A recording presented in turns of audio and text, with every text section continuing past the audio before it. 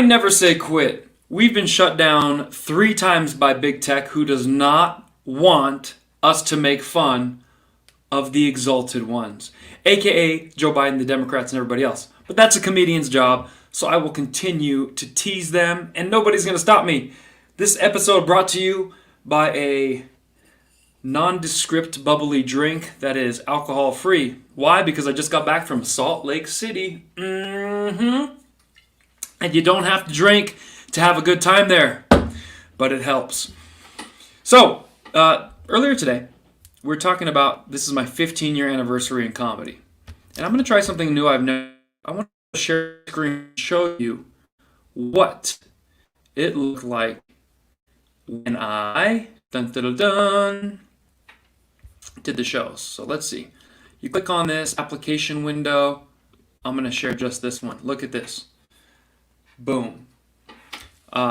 First of all, I want you to know, if my mic stops working, it better work, because I did a test before this and it was working. All right, that's what the sold out shows looked like. As you can see, folks, there is distancing because there's no one directly behind these people, but they're on the left. So it's staggered. Nobody here, they're on the right. Nobody here, and they're on the left, and so forth. So it goes like that throughout the whole place. Now, do I think that's totally necessary? Not exactly. Okay. If you ask me, it's a little unnecessary. I showed up to the comedy club on an airplane. We were this far apart from each other. Okay? So, staggering in a comedy club, ridiculous. Today I went to the gym. I just took my mask off. Okay? I am not trying to work out with a wet diaper over my mouth. I am trying to run. People go, it doesn't affect your breathing. Try doing a triathlon with a mask. It does affect your breathing. Believe me.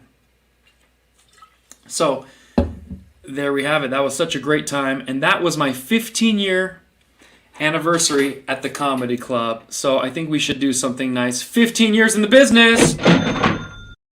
Yes, and that is also the noise I will make anytime anyone drops a super chat and makes a donation or joins my Patreon. We now have 11 Patreons in under 2 weeks. That's what I'm talking about. And anyone who makes fun of me in the chat or in the comments, because as I'm going live, there's always 1 or 2 trolls in the room. Between you and I love the trolls. The more they comment and say, this guy sucks, it shoots me up higher on the algorithm. And then, check this out, their friends see it and go, private message me, you're not that bad. Even though Chad thinks you're horrible, I kind of like your stuff. That happened with a loser named Carlos Valencia. He kept saying, I hate this guy, he's stupid, nobody likes him. About 20 of his friends have now said, I'm your favorite comedian, you're my favorite comic, and I'm going to start following you. Shh, don't tell. And to him we say, who, the her. So there you have it. The mic could possibly go out any minute, so we're going to have to get through our stuff right now. People are already answering where they're from. I love that. I love when you tell me where you're from. It helps me decide where to tour next. I'll tell you a little fun secret.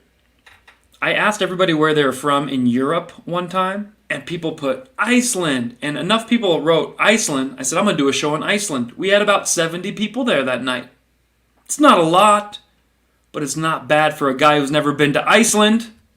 Boom! And then a lot of people said Paris. Now, Americans, a little nervous to go to Paris because we've heard things that the French don't like us. We sold out 2 shows in Paris. So you putting where you're from does help. Helps us, decide where to go. And I would love to see some Alaska, some Hawaii, maybe someone from Maine. A little low on fans in Maine so far. We need to pick that up, guys. Come on. Where are you at, Portland? Where are you at? Augusta? Is that the name of it? Augusta, Maine? I think it is. Augustus? Haven't studied my capitals in about 15 years. All right, next thing we got to show you guys, because we are doing well. Question of the day. What did you do for Valentine's Day? Now, obviously, hopefully you did something creative, something romantic. In my stand-up, I talk about Valentine's Day quite a bit. And one of the jokes I do is, and we'll see if you like it, it's a true story that for Valentine's Day one year, I decided to leave little notes around the house. Little, seductive clues. And, the first one said, head to the kitchen. And then in the kitchen, it said, go upstairs. Upstairs, go back downstairs. And then there's one in the hall that said, I hope you're ready to do something dirty. And then there were little flower petals that led right to my laundry. That's the kind of jokes I do on stage, folks. That way, you're not sure which direction it's going to go, but mom and dad are happy it went PG. Thank you. All those jokes and more if you come to one of my shows. In fact, why don't we go over some jokes? I don't know that you can if you like them. I thought of an idea to bring my boxer with me all around town. Some people are saying he's not allowed in certain businesses because he's not technically a support. He's an emotional support animal, but we all know that's made up. He needs to be a service dog. So I need to find something that I can lie about that's not too unethical, just slightly unethical, because I'm regular unethical. Okay, think of it like a gas station. There's ethical, like ethanol. Nobody uses that. Very few people. Okay, so if you're ethical, put in the comments, I'm ethanol. Then there's regular unleaded, regular unethical. Then there's super unethical. Now, those are the freaks. We don't like those. None of us like those people. They ruin everything for us. Since I'm regular unethical, I want to make my dog into a service animal, but I don't want to step on anybody's toes. I don't want to offend the hard of hearing or the blind or even people that have actual PTSD from being our soldiers. Shout out to our soldiers. We salute you. Thank you for your service. Being regular and ethical does not allow me to lie about my service animal. So I was thinking of telling people he's a COVID sniffing dog. Nobody gets hurt, right? And I can tell, like, beautiful ladies, oh, your dog's a COVID sniffing dog? Little Southwest Airlines flight attendants. Yeah, go ahead, sniff her, Reno. And my little doggy could sniff her crotch. And I go, he didn't bark, you don't have it. And then she'll be like happy that my dog smelled her crotch. I mean, this would be great. And you could make friends. And she'd bring other girls. Smell her crotch. Does she have COVID? No, none of you ladies do. In fact, I'm free later tonight if you all want to hang out. That kind of thing. So that's a new idea. Let me read the comments, see what you're saying about my COVID sniffing dog. Snow Duck likes it. Carolina's in on it. And Ayat Rajput is praying for it. Let's highlight some of you guys who are my best commenters. We love you guys. Thank you. And Ayat says that's a good idea. So we have a COVID sniffing dog, and I would also like to train him to become an STD sniffing dog. That would be more valuable. All right, next thing I learned is never, ever buy a suitcase at Costco and land at the Salt Lake City airport. Apparently that is the Mormon suitcase of choice. Every single person at Salt Lake City airport had the same black Samsonite from Costco. It was unbelievable. And people are like, oh, put a bow on yours. How would I look walking around the airport with a bow on my bag? No, I'd rather have somebody else's belongings than have a big sparkly bow as I'm walking to the airport. Like, hey, a little scarf. No, it's not happening. Next.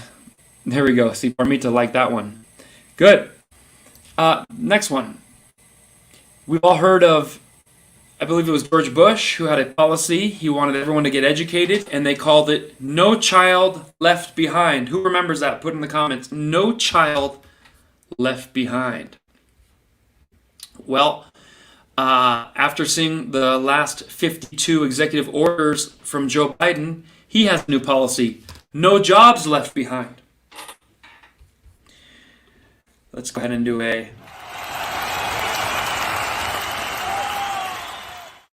left behind. I like that one, and I hope you do too. These are all my new jokes, folks. If you come see me at a show, you're like, I already heard this. That's because you heard it early.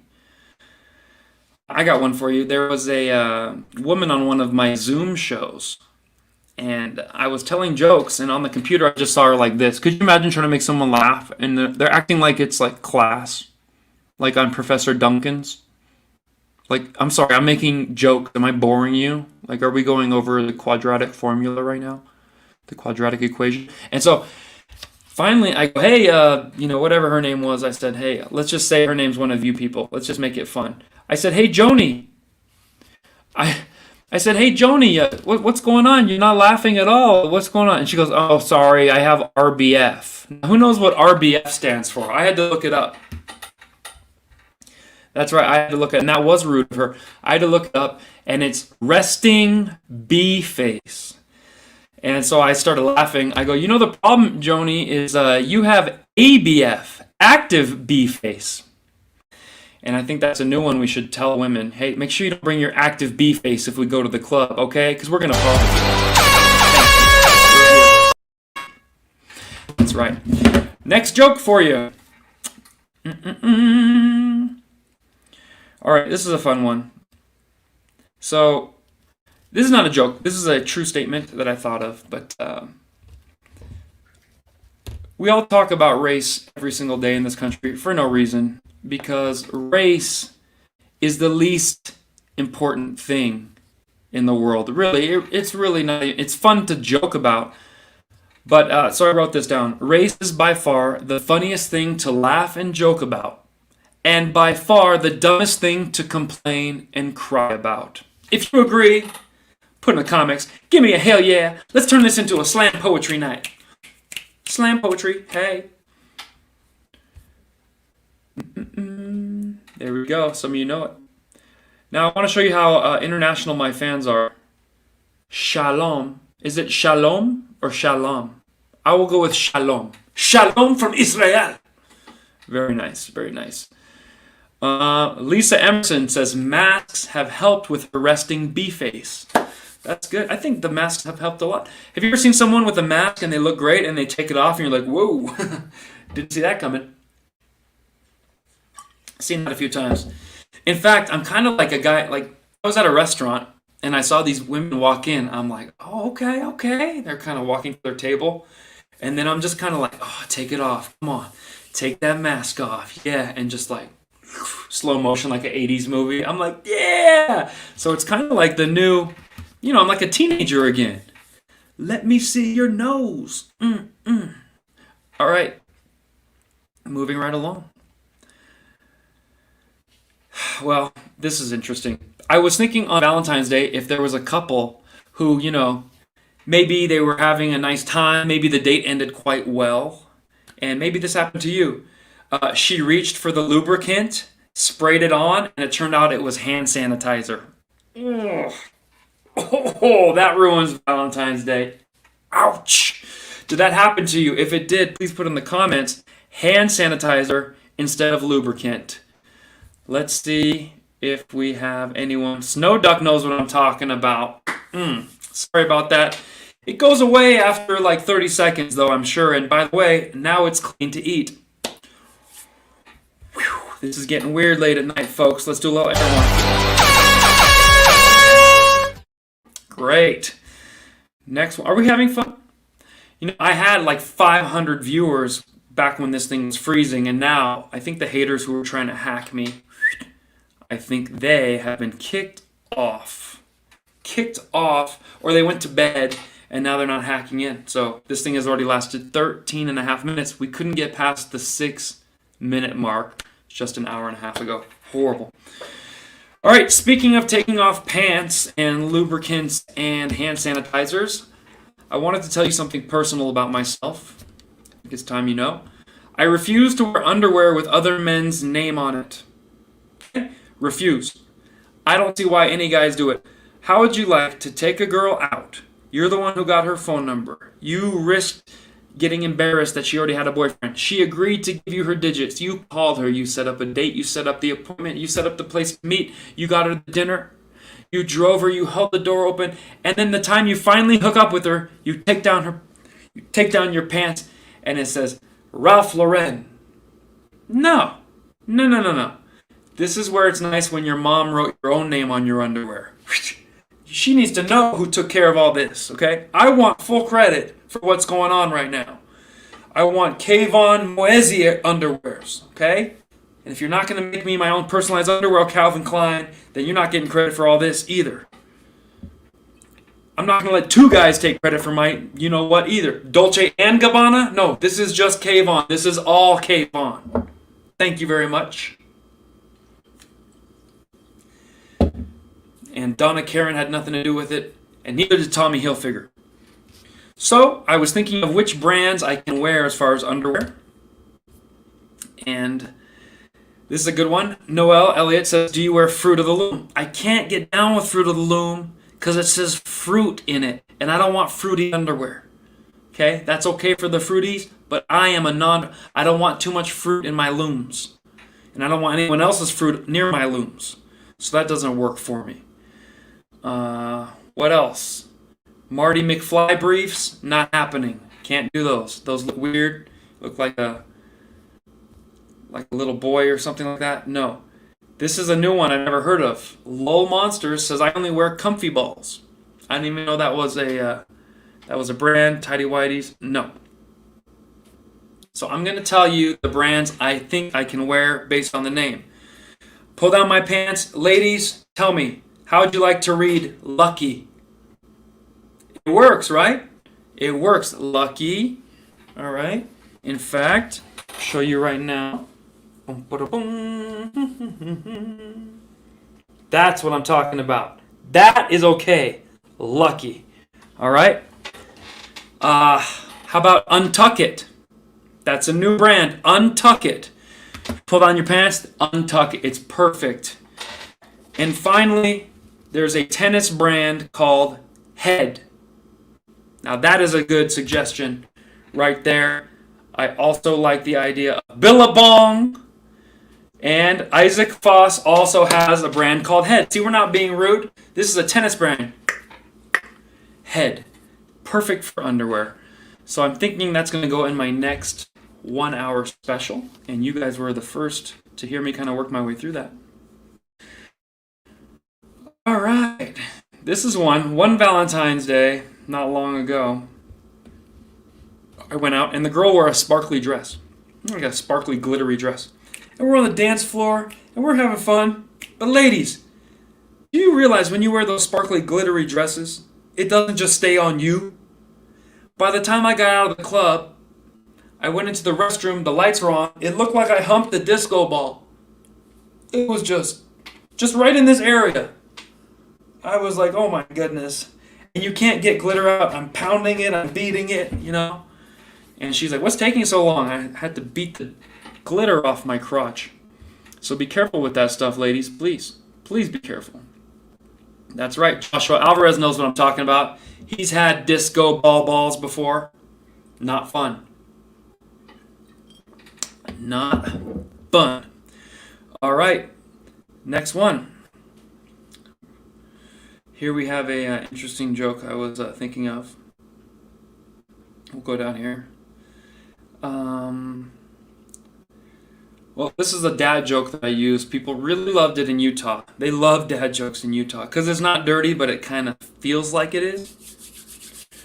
And if you don't get the joke, that's fine. I've said it once before, but you may have heard it. Don't ruin it for the others. The joke goes like this.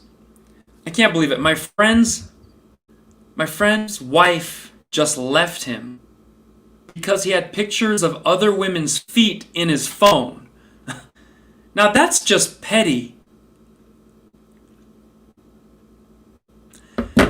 I'm going to add a sound effect so that we can make sure people kind of got that one.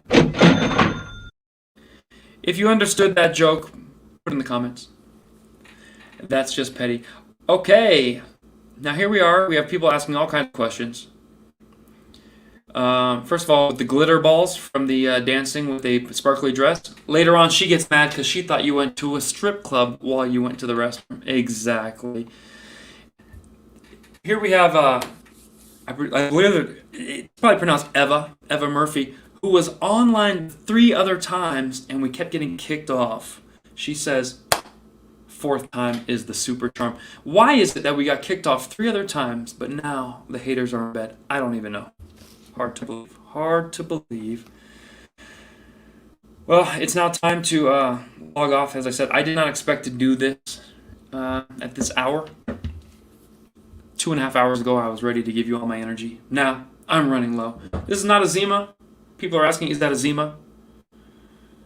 Yes, Roz Carlson got the joke. Thank you.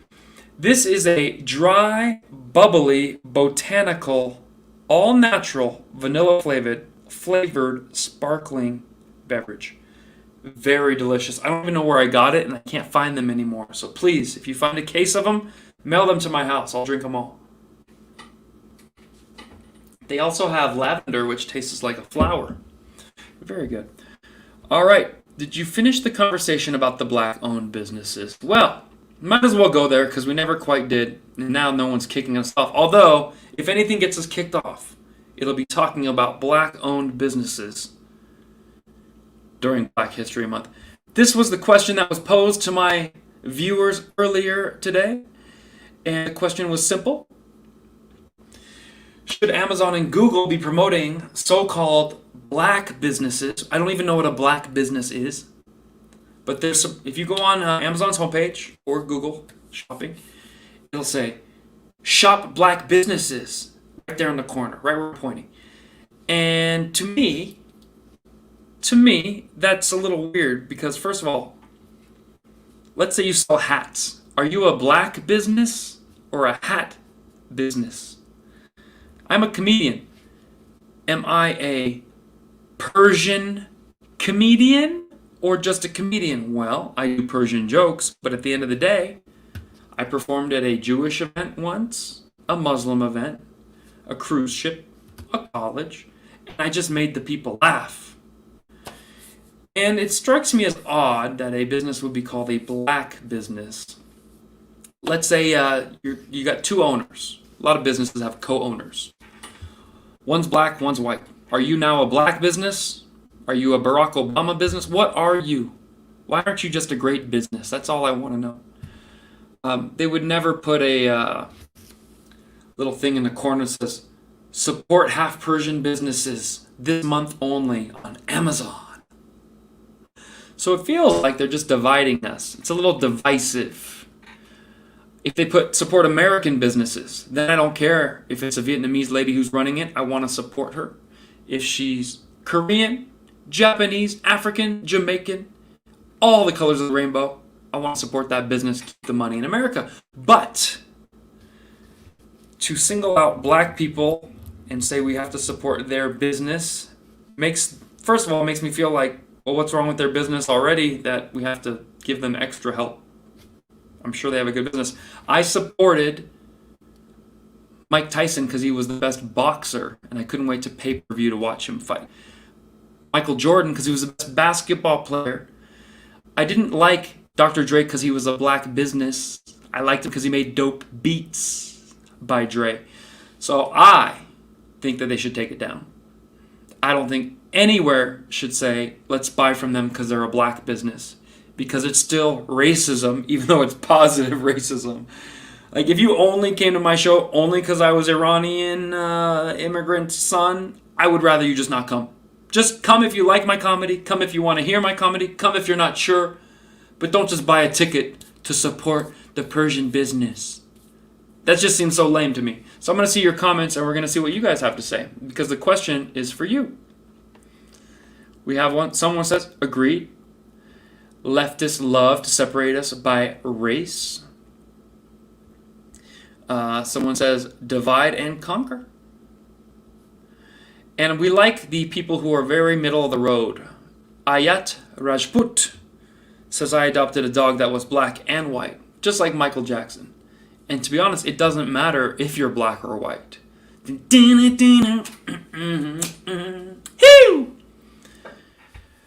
They tried to shut down a half Persian business earlier tonight, and that's true. With all this talk about helping minorities, there is no bigger minority than half Persians. There's at least 60 million black people in America. There's close to 1 billion black people if you add them up all over the world. But there's only 30 half Persians.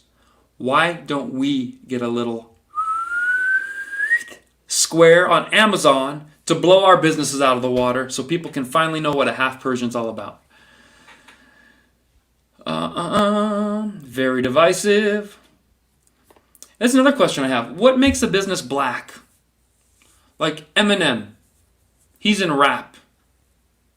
Is he a black business? No, he's white. But his record label's owned by Aftermath, which is Dr. Dre's. So is Shady Aftermath a black business because it's owned at the top by a black? Or is he a white business? Well, then he hires a group called D12.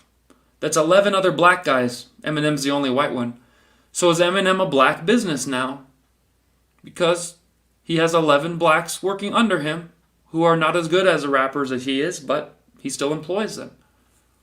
Or if I started a business, Subway sandwich, and I hired 4 people to make the sandwich, but 1 black person to work the cash register, are we now a black business? I don't know.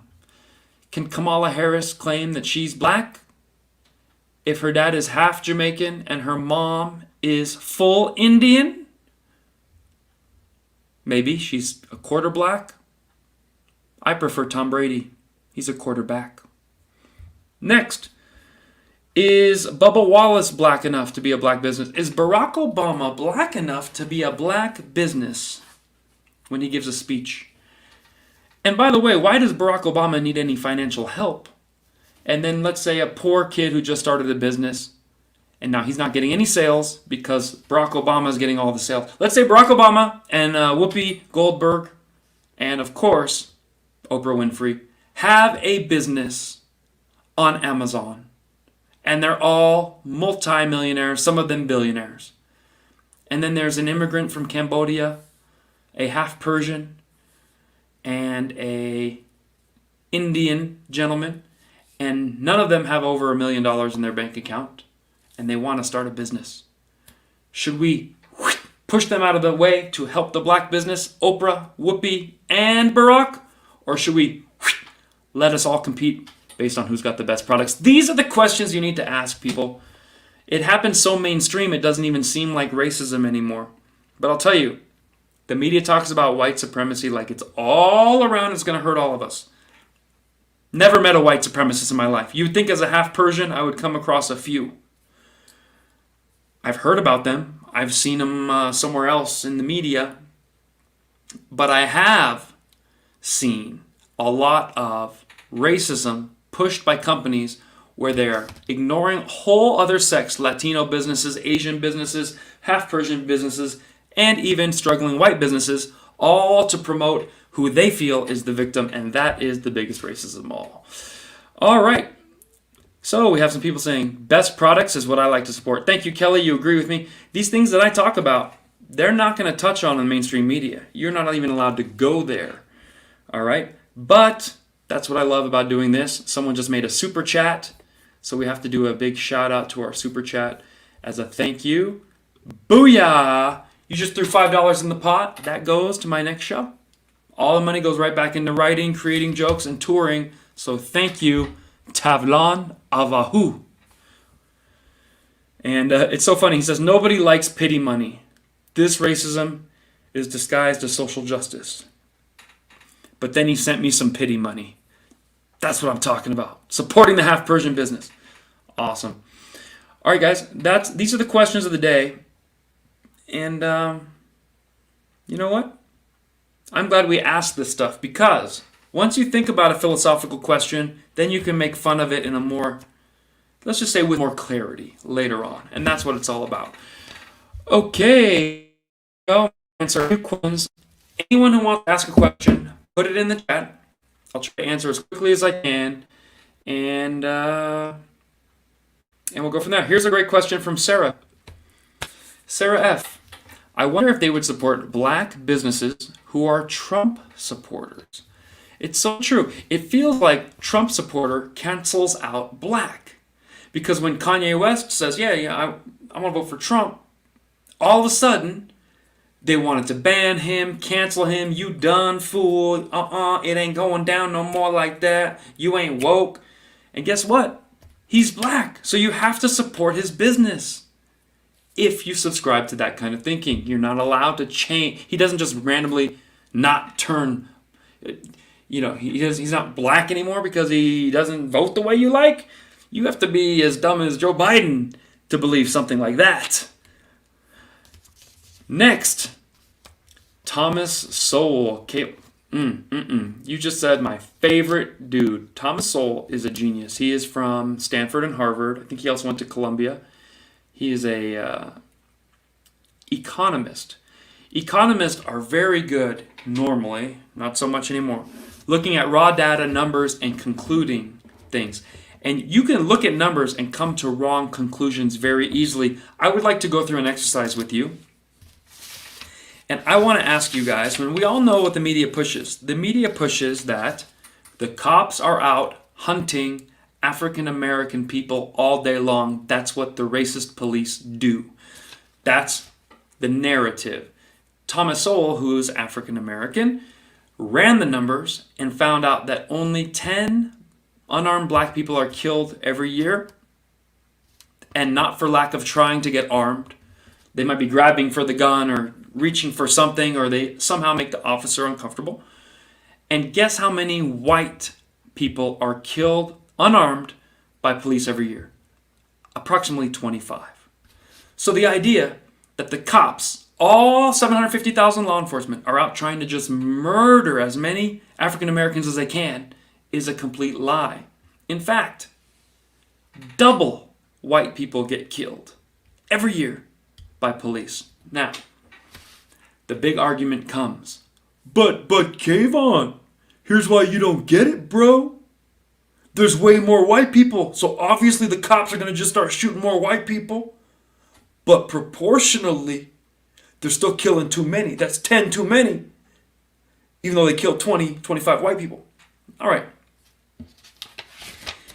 That is how you look at stats incorrectly. Because the cops don't go out every day and shoot a proportion of the population to try to keep it equal. They shoot who they come in contact with who are doing violent crime. Pretty simple. If you're having trouble with that, let me help you break it down. The cops shoot 50 unarmed men per year, but only 2 unarmed women per year on average. Women make up 50% of our population. So if the big population myth worked, if it worked, then the police are sexist against men. Because the only explanation in your world that seems to work is population. So why are the cops shooting 50? Why are they shooting 50 men and only 2 women when women make up half the population? The police need to get out there and shoot more women. Okay? Otherwise, they are sexist against men. That's the wrong way of looking at the numbers. The correct way to look at the numbers is the police shot the men because of their achievements. Negative achievement, of course. They achieved the ability to get shot because those men were making the police aggravated, they uncomfortable, or they were reaching for a firearm, or they were trying to punch, tase, tackle, fight. Those men ended up getting excessive, or let's just say lethal force used on them because of the actions and the circumstance. It doesn't mean we have a huge problem with sexism against men in the police force, and the men are not going out trying to hunt men. Policemen aren't out trying to hunt men and kill them for hunting season. That is not what's going on. So these are the things people don't understand, and Thomas Sowell breaks it down because he's an economist. So when you don't compare like things, you get bad results. And the problem with most of our congressmen, senators, and media is they don't understand that. They'll say, 10 African Americans shot, 20 white people. However, African Americans make up 18% of the country, and white people make up 60%, so it should be equal to that. That's the dumbest thing I've ever heard. Because the police are not shooting little children, and they're not shooting senior citizens, and they're not shooting women. The police mainly shoot one group of people. You want to know who it is? Me. Men between the ages of 18 and 45 years old. These are the people getting shot. So ladies, you're pretty much safe from getting shot by a police. 99% of you will never even know what that is even like. You won't even be in that situation. But men between the age of 18 to 40 are at the highest risk of getting shot because we are the stupidest. We are the most aggressive. We get drunk, we get high, we get feisty, we want to show our muscles, we want to fight, we want to wrestle, we want to show the cop who's boss, and next thing you know, someone gets hurt. Now, you might call this inflammatory, upsetting, racist, but these are the numbers, these are the stats, the FBI and Thomas Sowell give them to you. I'm just telling you, giving you the news. I'm at a bigger risk than most of you. And I'm okay with that. Because we know that whenever pulled over by a cop, he could be a racist, he could be a jerk, he could be an idiot, he could be an ass. But if we just drove by at 75 miles an hour, he may not even know who's sitting in the car. It could be a woman, a Jewish guy, a small person, a half Indian, it could be Kamala Harris. He doesn't know till he gets up to the window. So maybe your race has the least to do with it, but your attitude has the most to do with it. And the reason I say that is because you can argue with the cop, you can fight with the cop, but the best place to do it is in the courtroom, in a controlled environment. Film him, tape him, her, whoever the cop may be, and win there. Because it is not going to go your way in a street fight. And that's what stupid men my age seem to forget when we get aggressive and full of testosterone. All right. So you're saying I shouldn't leave my house because of police brutality. Joshua, I don't know how old you are, but if you're between the ages of 18 to 40, you are at the highest risk of all human beings of getting shot. And if you're a jerk, your chances just went up. But I think you'll be okay. Next. Talk about puppies very quickly. Okay. How about Cocker Spaniels? So cute. Big floppy ears. All right, next one. We have someone writing, this is always weird. When people write squiggly letters, we never know what those say. So if anyone can go ahead and interpret this for me, I would love that. Usually it's something about my mom, something negative. So let me know and say, just say, Kayvon, I know what that said in Farsi. And here it is. It says your mom this, whatever. You can let me know. Same in the UK. They go on about white privilege, but young white boys perform much worse in school than their BAME counterparts. See, we don't even have BAME yet here in America, but I hope we get some BAME soon. Kayvon Comedy, when are you coming to Oahu? It's hard to get there. You have to get tested. You have to get all kinds of stuff going on. I had a trip planned to go there myself, and they canceled it. Horrible, horrible. Greg says comply and then fight it in court later. Get a lawyer, handle it that way. That is the best way to do it. That is it. Here's One Deep Savage. I've personally been beat up by Alameda County Police multiple times for literally nothing. There are numbers and then there is reality. Well, the great thing is that if that is true, and I have no reason to believe it's not true, then you need to get into court and fight that immediately. Because there's no doubt out of 750,000 law enforcement officers in America, there might be one or two that just go around looking for a guy named One Deep Savage and just trying to beat you up. But why did they pull you over? What were you doing? What were you wearing? Where were you walking? When the cop approached you, what did you say? We don't know any of these things. We would love to. Please give us more information. Hey women, step up. Mr. Hisatek says, women, you need to get shot more to help us men feel like we aren't being hunted. Only 2 or 3 unarmed women shot a year, 50 to 60 unarmed men shot every year. Could you please get your numbers up, ladies? Maybe get more violent, get more physical, scare some people. We'd love to see that.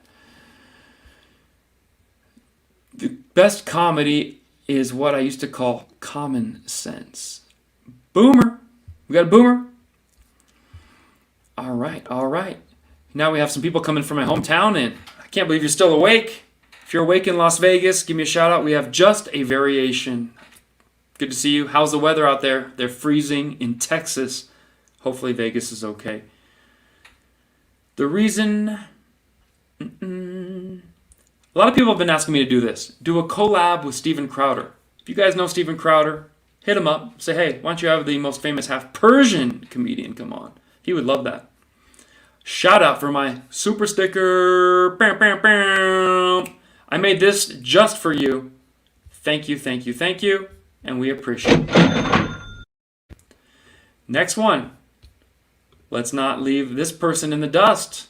Okay? We have a great super chat from Roz Carlson. $25 just for telling the truth. That's what we love to see. There are not a lot of people who will tell the truth.